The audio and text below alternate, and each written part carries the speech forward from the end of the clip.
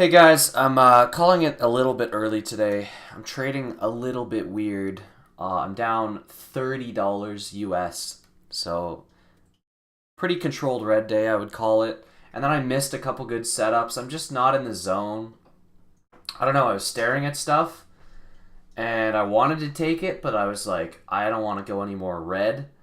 So I don't know. That's not really a good way to look at things, but that's how I'm going to start to control my red days, I guess, because I'm not sure if you guys remember seeing my equity curve before. This is kind of what it looked like before. I would have, awesome, consistent, multi-$100 green days, right?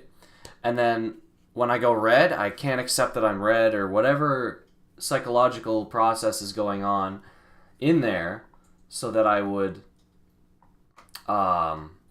be down a little bit and then like say $30 like I am today, take one more trade and be down $100 and then start to like the emotions start to build up and then I'm down $200 and the next thing you know it could turn into $400, $500, $600. These days were over $1,000. That was like $1,400. This is $1,800. That's not acceptable at all. So I think a good way to cut that, if you can't respect a max loss, is to just kind of do what I do and step back when you start to be red. So on these days, I would also overtrade like crazy. My volume on these days was much, much more than the other days. And my win percentage, much like today, was very low.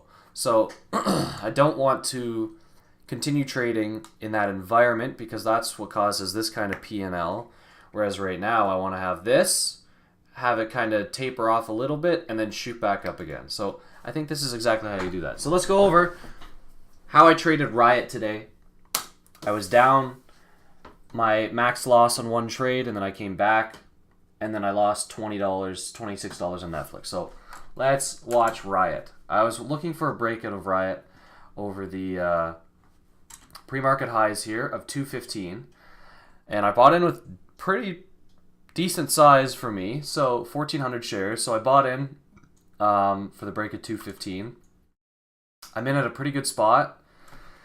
The market's open and it's not really moving, so right away I was like, like what's going on here? Like it's kind of a red flag, and then I sell out almost immediately, and I'm down $50 because I don't like the fact that it's not moving. So I wait again for the momentum to come in. I think I rebuy right here.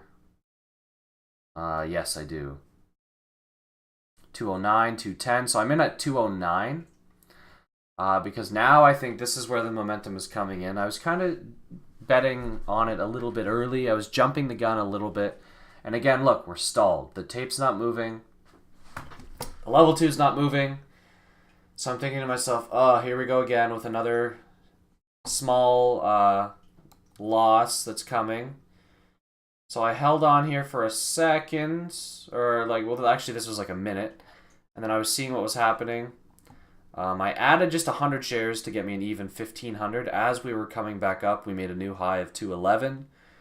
Now I'm looking for 212. But again, look how slow this is. I didn't realize the volume was so tiny on this. Look at this. So that was that. We come up towards 215, and there's a huge seller sitting here, 70,000 shares. And I should have sold out of these shares. And actually, I did sell out half of the position there after seeing that. So that's good that I did that. And then as it came back down, I sold on the bid. It was just chopping around, and honestly, I thought we were going to get that breakout. So when we pinned ourselves right up against 215 again, I rebought. And I think that was my mistake. I rebought at high of day for the breakout, and I don't usually do that. I'm usually buying on support and waiting for breakouts. So I noticed my mistake, and then I try and sell my shares back at 215, but I honestly think that with these higher lows, that we're going to flat top and break out at 215. So I cancel those sell orders. I'm still in it. And then we plummet back down to 208. I sell out of the whole thing, and now I'm down, what is it here? $121 on it. So then I was like, all right, that's fine. There still might be the trade on it, but I'm going to wait. I'm going to wait this time. I'm not going to get a stupid entry. So the next best entry here was, again, at this 210 level that I have marked. So someone big popped up on the bid, 15,000 shares. So I put my shares up on the bid to try and get filled 1 cent higher than him. And I eventually do get filled for my max size again, so that was pretty good. An average of 210 here with a stop at 209. So we're coming back up. I'm just waiting. I'm not selling out at all. I have a hard stop at 209 right now, I think that is. And then we finally make the breakout over 215 on huge volume, so that was good. That was kind of confirmation of the breakout. And I wanted one more little push past 219 to sell out. And this is what happens. We kind of stick around here. We're pinned around the top here, 219, and then we start to see more flooding coming in of buying, 220. I took some off at 220 because there's 42,000 shares up there, so I didn't want to wait for him to break. And then I took the rest off at 218 before this broke out, so then I was all out. I reduced my loss to $3, which is, you know, good. I was down, and now I'm not down. But what I'm not as happy as about, and I don't know if I'm just not happy about it or what exactly, but MRIN. So MRIN also moved pretty big today. I missed it out of the halt. For some reason, I wasn't watching my scanner. I didn't look that far down. I didn't see it. So I'm thinking to myself, oh, maybe I could have bought on the support of this halt and sell through the surge towards 450. Now that makes a lot of sense looking at it in hindsight, but I don't know if I would have done that. And then if I had lost money and then been down again like $100, I would have been kind of pissed off. So I missed that. And then I missed as it was curling back up again for the semi kind of retest. And then this is where I was watching it. I was watching it and I just did not take it. I saw this, and this is my pattern. I've been showing you guys this pattern for the past couple days. This is my pattern. I would have bought in definitely around, you know, 446, 447. Maybe gotten a sell up towards 470, something like that. Let's look at it on the 5 second. Yeah, I can almost guarantee I would have been selling in the 60s.